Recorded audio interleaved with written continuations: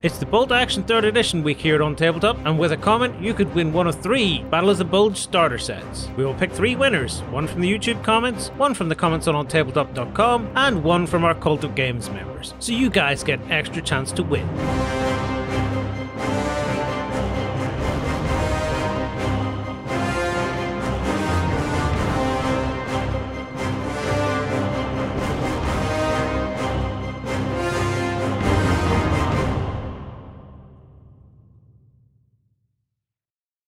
Hello everybody and welcome back to the channel.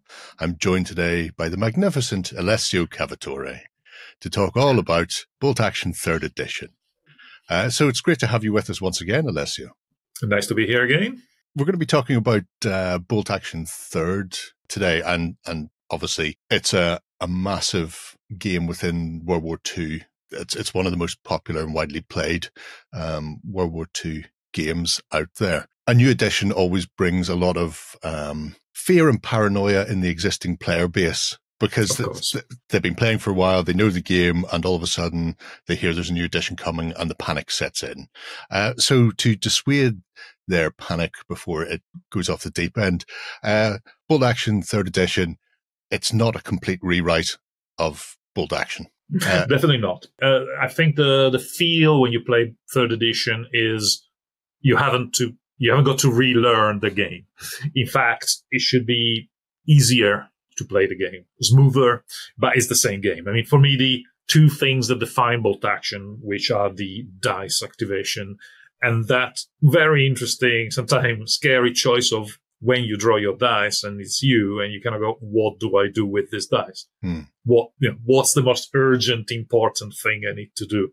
And that decision and all the factors influence that decision, like, oh, I really want to destroy those guys, but they already gone this turn, so they're not a threat right now. So I could maybe do this other thing instead, or maybe I should shoot the sniper at the officer. So that moment of decision is, for me, the essence of what Bolt Action is, and it goes with the pinning mechanic, with the putting suppression to, again, make things less likely to activate. And so that's the same. That's not changed. We haven't touched that. For me, that would be revolutionizing, changing the game, in a way that it would be possibly unrecognizable as a game, which is definitely something we didn't want to do because there's nothing substantially wrong with Bolt Action 2 to start with. It lasted many, many, many years. I mean, how long was it when it was like, 2010 was the 1st edition. Yeah. So 2024 is 3rd edition.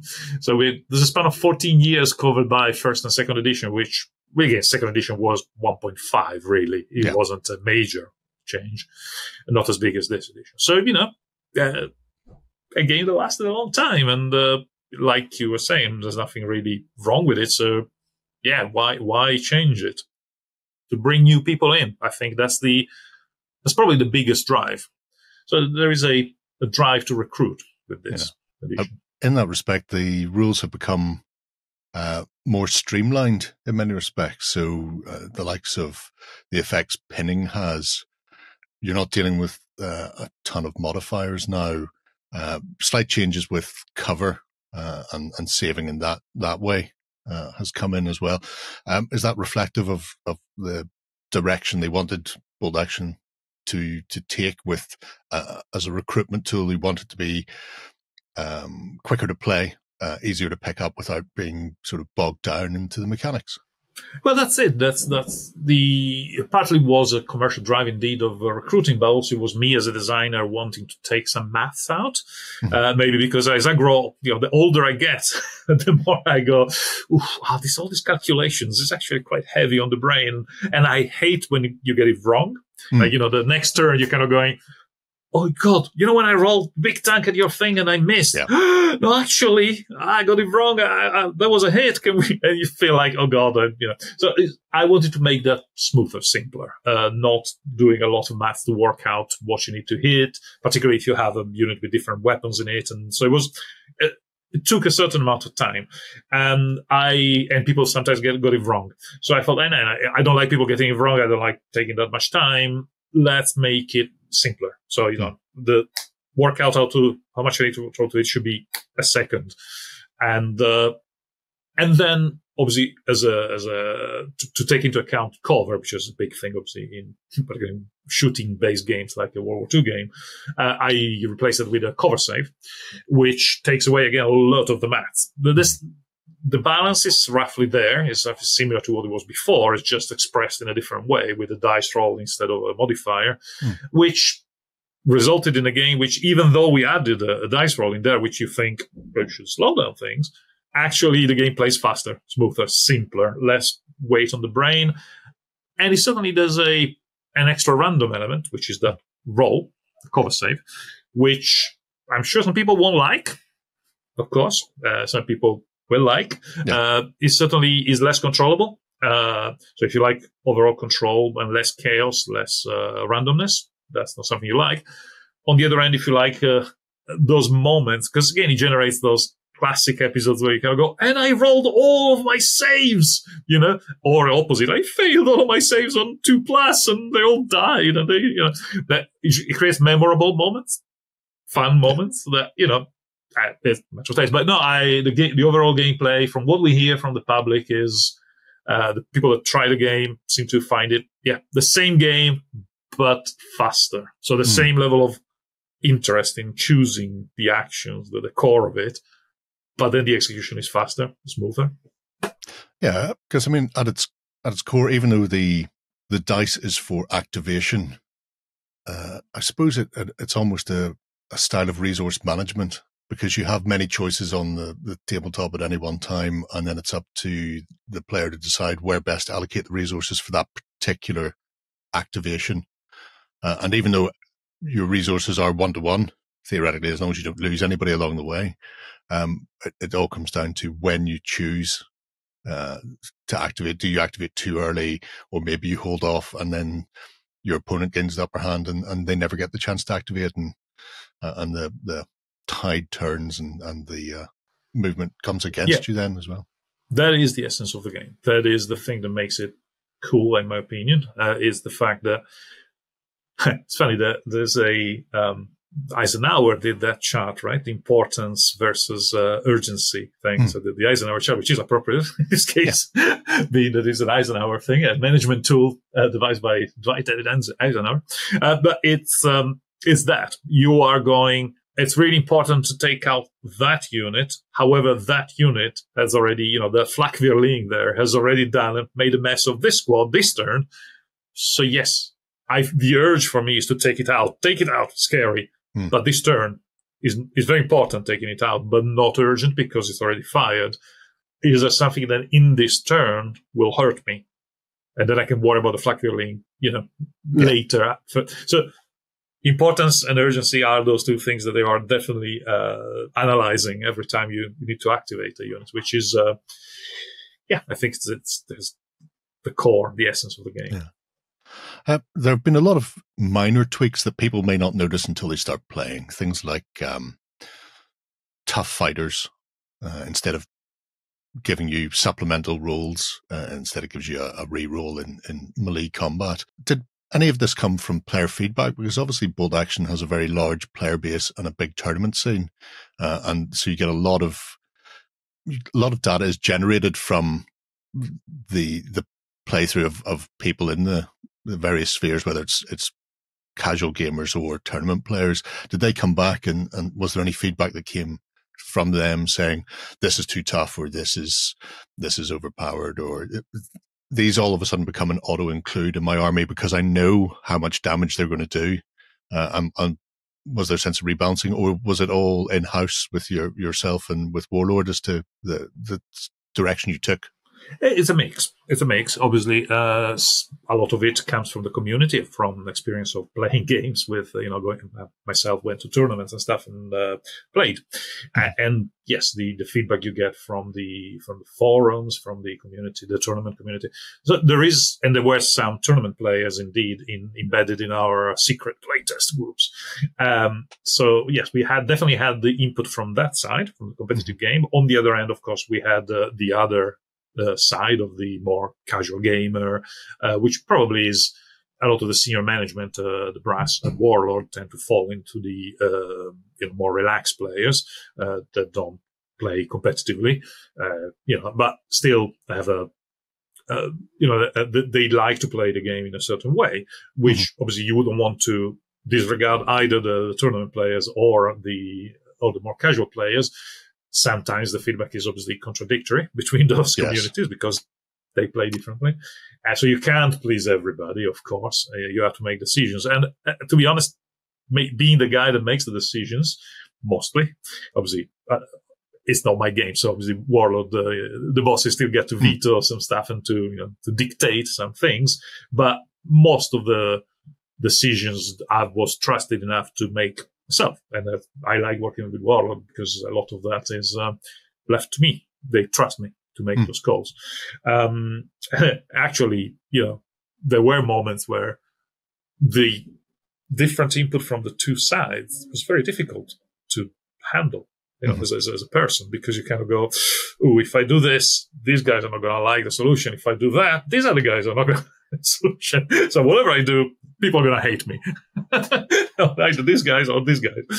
So, it makes you, if you care about that kind of stuff, it stresses you out.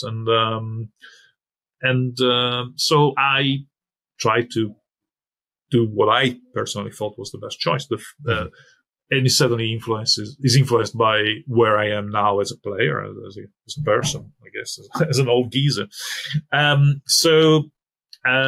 Difficult choices, feedback from both sides, try to make the best calls. I'm sure some people will disagree if they were the best calls. It always happens. I try to kind of preserve my mental health. I try not to go too much on social media and all that kind of stuff because, it's a bit damaging, I think. Can be. As one person said to me this week, if there's one thing that hobbyists like more than the hobby, it's slating their hobby. And it's true that sometimes people go, "Oh, it's the best thing since sliced bread," but have you seen what they've done to X, Y, or Z? And then the sort of the ball starts rolling. You know that you're going to get that. Because if you make a new edition, if you go very light because you don't want to make too much change, you're afraid, then people are going to complain that, what's the point of a new edition? You haven't changed anything. So if you change too much, it's like, why do you change things? They're only changing. So, tough one. The main book itself, then, the big, lovely hardback version, it's got a massive page count this time round. Was that agreed before you started writing, or did it expand? Because I know sometimes books are set at a certain page limit for publication and because the costings and everything else, or did it just end up with everything that needed to go in to make it this sort of complete package? It ended up at that. It's more the second, as in it was a desire of putting in, obviously, the rules, but the word count of the rules hasn't changed substantially. What has made the book fatter is obviously a lot of awesome artwork and picture of the soldiers. I think there's so much of it, and more of a hobby section with more painting and example armies, the historical introduction. So a lot of the sections have become either not the rule section, roughly the same. There is in terms of rules, there was a desire of trying to bring in a lot of the extra rules, the one particular to theaters, like, mud and I don't know, minefields. Stuff that came from campaigns and those books. Yeah. Indeed, because through the years, a lot of all different authors have done a slightly different take on some of those rules, and with reason, often, as in the mud in Guadalcanal and mud in Kursk, and and the sand in the desert, and minefields here from minefields. So there are differences, but that created a situation where you had similar rules that did similar jobs, but was a bit so. What are the rules for minefields, for example? So we brought in a lot of those rules into a section, an appendix at the end of the rulebook, which collates all of those and gives you these are the rules. And I'm sure that, again, when supplements will come out, there will be variants of those, of course, because people can't help themselves. But at least there is an official, this is the standard rule. And so there's a new section there, which is a fairly chunky section with all those special rules, theater rules. I think that's the biggest one. I mean, the get you by list, the 5 get you by lists which are in the rulebook, also got bigger because the previous rulebook, second edition, had just a few units. Yeah, just a few samples of units. Well, these ones actually try to cover everything that was in, for example, Armies of Germany, armies. So tries to cover pretty much all of the units you had in those books, so that you can just keep playing with those armies, and doesn't invalidate the new edition doesn't invalidate your army. The result is a very complex set, like you go British light tanks, and you start with a Vickers 6 ton, and this is the equipment, this is the standard weaponry, and then you have so many options to make all the different versions of light tanks, Marmot, Arrington, blah blah blah, so all the different armored cars and everything. Yeah. So those get you by list indeed are not designed to stay there forever. They will be replaced by the armies of books, which we are really busy doing right now as fast as possible. But yeah, so that incorporates definitely more units, and therefore those army lists have become a lot bigger. Yeah. On the subject of army lists, then, that is by far and away the most noticeable change between this and the previous editions of Bolt Action. Do you want to give people a sort of a brief rundown on how the army lists go together now, and why the choice was made to shake it up and change the reinforced platoons? I guess that was the strongest point in the brief for the new edition, was indeed to refresh how people pick their armies. There was a little, if you want, a philosophical point that the reinforced platoon, which we used to have in Bolt Action First and Second Edition, is very, very abstract, and for me was literally that scene in Saving Private Ryan, the final fight in the town for the bridge, where suddenly there's panzers, and there's there's a flak weapon there, like a 20 mil gun firing on them, and and they have little vehicles and bigger vehicles, and there's a sniper and a machine gun, and at some point more armor comes in, and there's an airstrike. So for me, it was very much that. And therefore, it was a bit abstract, the reinforced platoon, which is basically roughly infantry, but you can stick in a lot of other elements into it. So we went for something to give people, if you want, more freedom to have more themed armies, because people relied more on the theater selectors in the various books for that. But we thought, no, from the rule book, from get-go, you have more choice of what your army can look like. You'll be more unarmored formation, or a heavy army, or indeed an artillery-based army. You can make the armies more different that way. At the same time, you have a bit more of a historical. The vibe is a little bit more structure, is a little bit more like a company where you have different platoons and you can join them together for different roles. So the quantity of the scale is not changed, so the number of models is roughly the same. Even though some of the heavy tanks, we brought down the cost of the big tanks the big guns, because we were finding that they were a bit too expensive for people to play. They were not used a lot because they were a bit too expensive. So we made sure they were a bit more usable, and also upped the anti-tank capability of people. So that's about that. But yeah, also, again, the scenarios are very much a balancing factor in that, yes, you can have more variety in your army, but we don't want people to feel like, oh, why bring an infantry army when people can come with an entirely armored army? It's like, well, the scenarios, or indeed an artillery army, the scenarios and the way you select now, you create a mission effectively every time you play by randomizing how you enter the game, what type of victory conditions there are, and the reserve rules, etc. So the variety there should address the fact that, yes, you may have a strong army for one particular task, but if you roll the wrong thing, then, all of your artillery starts off the map. And you have to wheel them in. So it's like, not ideal. No, it's tricky to do it. And if you have no infantry, good luck capturing the objectives. Well, yeah. It also leaves you open to roll in advance, especially if you're playing like a campaign style set of games with friends or clubmates, where you know why you're being sent there. Therefore, whoever is sending you will have sent the right tools for the right job. They're not going to send an armored division to attempt to scale Monte Cassino, because it just wouldn't work. But they would send infantry or mountain troops or whatever it happens to be. So yeah, it ties in quite nicely with that. Mountain troops, yes. Yes. Yes. I also noticed the points values for some of the lists that are in the book as examples are sitting around about 1,200, as opposed to the sort of 900 to 1,000 points that we'd seen previously. Is that a change in the sort of the basic army composition then? Yeah, thank you for asking. No, definitely not. The rules are clear. The standard game is 1,000 points. Having said that, of course, if people have I think the point there is you have a large collection. You can field the 1250 army. That doesn't mean you have to field the 1250 army every time, because a 1250 army makes a longer game. Therefore, if you have the whole day, yeah, absolutely cool to play that kind of game. But also, your 1250 army gives you the chance of playing 1,000 games or 750 games, so you can obviously take chunks out. And so this, I guess, is more about the collection rather than the actual game type of game. The idea for me is still the type of game is roughly, I mean, I base it at around 1,000. I play tested around 1,000. I think that's for me personally, is the best amount of time that I want to spend on the game. Is about 12 dice per side. So it's a bit smaller than a 1250 game. 1250 game tends to be more the competitive side, higher dice count. 750 would be the opposite, would be more of an intro-friendly game. Maybe it's trying to keep the time short, so then you don't want to start with a 1250 game. That would be scary. But yeah, so play the game the size you want, really.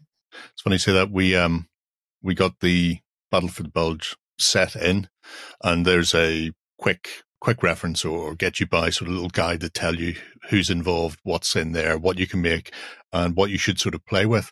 But we worked out that you can make 2 decent 600-point lists from that box set. Well, 600 points and 598. So when the Germans lose by whatever, that 2-point difference was the result there. But as an intro to the game, being able to field essentially 2/3 of a force from a starter box is a really good way of getting people in and showing the diversity of bolt action as well, because there's enough in those sprues that you can make observer teams, medics, snipers, bazooka teams. You've got an armored car. It shows pretty much everything that you can find, more or less, within the bolt action game. Absolutely. And so it's a really, like you say, as an introduction to not just new historical wargamers, but new wargamers, full stop. It's a really good way of doing it. And at the same time, having a good step up to a full force with only a few additional pieces would need to be added to them to really sort of get the best out of them. Yeah, and what do you need to add? Sometimes it's 3 models, like, a couple of tanks and an armored car, and you have an armor platoon on top of your infantry-based platoon. Infantry remains the core of the game, but because you have to have rifle platoons in there. But which is key, I feel, in life. Yes. It's great having a look at Bolt Action Third. It's been lovely sitting down to talk to you about it, Alessio. You say you're already starting work on the armies of books. So I'm guessing people will start to hear about those in the not too distant future. But the 3rd edition army lists in there are so comprehensive that there's always a worry when you're waiting on your book coming out that you're not going to be as competitive as somebody who's already got their army book. And there's always the who gets it first. But this time round, I think the army lists inside the main game itself, the main rule set itself, are so comprehensive that people shouldn't necessarily worry that they're going to be rendered obsolete overnight, or that they're going to be playing catch up for the next year or whatever long it takes for the army books to come out then.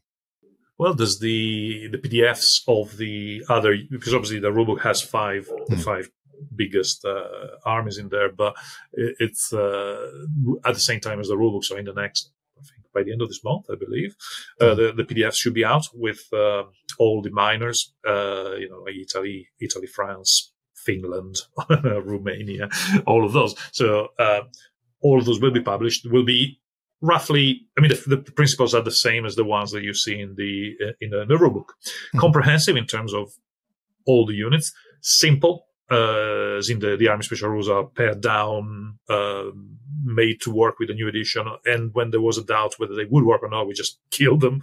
So, they're definitely reduced, very minimal. And the idea is definitely these are get you buy lists. There is no development. There's no creating new stuff unless there's some cases where we have to. But normally we try as much as possible to leave them minimal, comprehensive, and get you by until the development goes into the book.